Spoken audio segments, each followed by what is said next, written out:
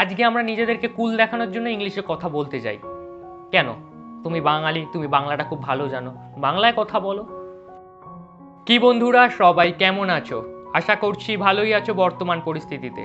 বর্তমান পরিস্থিতির কথা বললে এই সময় সোশ্যাল মিডিয়ায় ট্রেন্ডিং টপিক হলো ইংলিশ মিডিয়াম, বাংলা মিডিয়াম।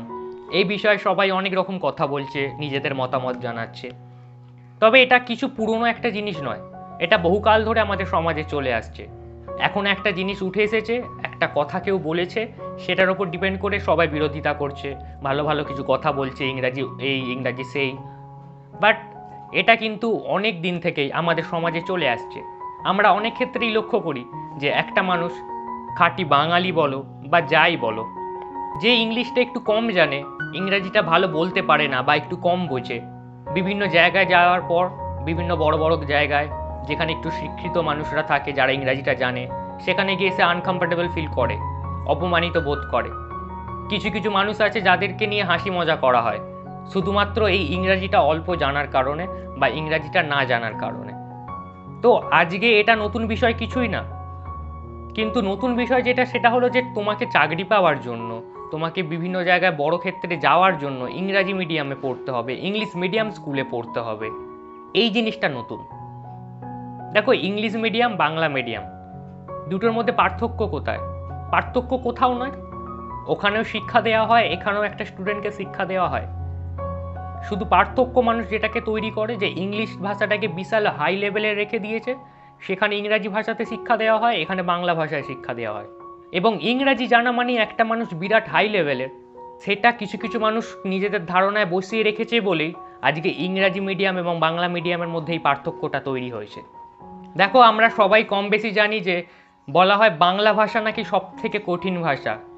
তো এক্ষেত্রে আমাদের গর্ব করা উচিত যে আমরা বাংলাটা খুব ভালোভাবে বলতে পারি, ভালোভাবে বুঝি। এবং ইংরাজি ভাষাকে বলা হয় এটা খুব সহজ, যে একবার বুঝে যাবে সে ইংরাজিতে অনর্গল কথা বলতে পারবে, অনর্গল কথা শুনতে পারবে।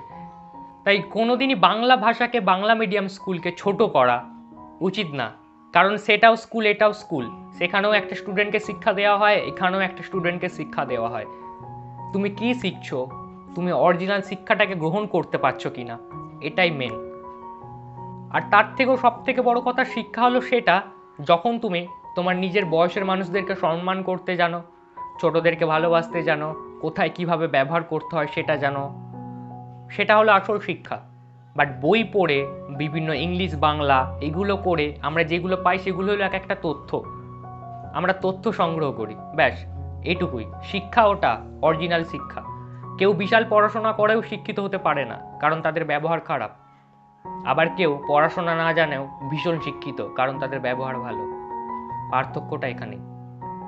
তুমি বাইরের দেশে, ব্রিটিশ কিংবা আমেরিকা, সেই সব জায়গায় একজন সাধারণ মানুষ, আমাদের দেশে যাদেরকে মূর্খ বলা হয়, পড়াশোনা জানে না, সেখানকার মূর্খরাও কিন্তু ইংলিশে কথা বলে, কারণ সেটা তাদের মাতৃভাষা, ওটাই তাদের নেচার।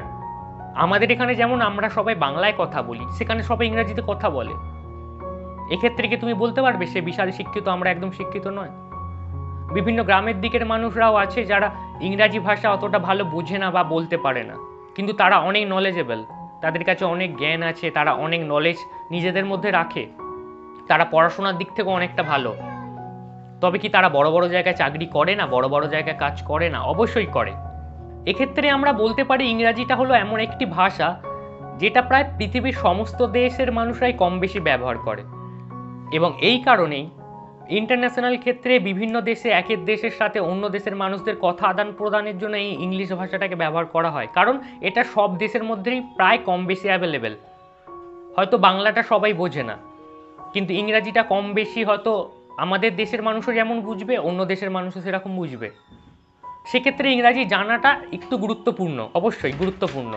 কারণ দেখো, এখন তো বলতেই পারো যে ইন্টারনেটের যুগ, টিভি, মোবাইল, ল্যাপটপ, কম্পিউটার সবই ইংলিশেই প্রায়। তবে সেখানে বাংলা করার অপশান থাকে, বাট অতটাও কেউ ইউজ করে না, ইংলিশটাই বেশি প্রাধান্য দেওয়া হয়। তো সেক্ষেত্রে একটা স্টুডেন্ট মানে তাকে ইংরাজিটা জানতেই হবে, অবশ্যই জানতে হবে। এবং বাংলা মিডিয়ামেও ইংরাজি পড়ানো হয় সেটা নয়, বাট তোমাকে যে ইংলিশ মিডিয়ামেই পড়তে হবে এই ধারণাটা ভুল। আসলে প্রবলেমটা হলো আমাদের চিন্তা ভাবনা আমরা কোনোদিনও বদলানোর চেষ্টা করি না। যেটা চলে আসছে আমরা সেটাকেই রেখে দিই। এবং যখন এরকম কোনো একটা টপিক চলে আসে সেটার বিরোধিতা করি সবাই মিলে। বাট প্রবলেমটা তো আমরাই তৈরি করেছি না, সমাজটা তো আমাদেরকে নিয়ে, তাই কি না? আজকে আমরা নিজেদেরকে কুল দেখানোর জন্য ইংলিশে কথা বলতে যাই। কেন? তুমি বাঙালি, তুমি বাংলাটা খুব ভালো জানো, বাংলায় কথা বলো। নিজেকে কুল প্রমাণ করার কি দরকার? এটা আমরা সবাই করি কম বেশি, বাট এখন এটারই বিরোধিতা করছি। হাসির বিষয়, মজার বিষয় এটাই।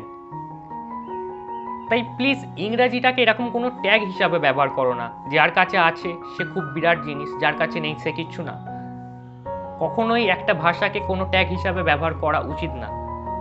যার যেখানের ভাষা সে সেখানে সেই ভাষা নিয়ে থাকবে এবং সেটাকেই বেশি প্রাধান্য দেবে, এটাই উচিত।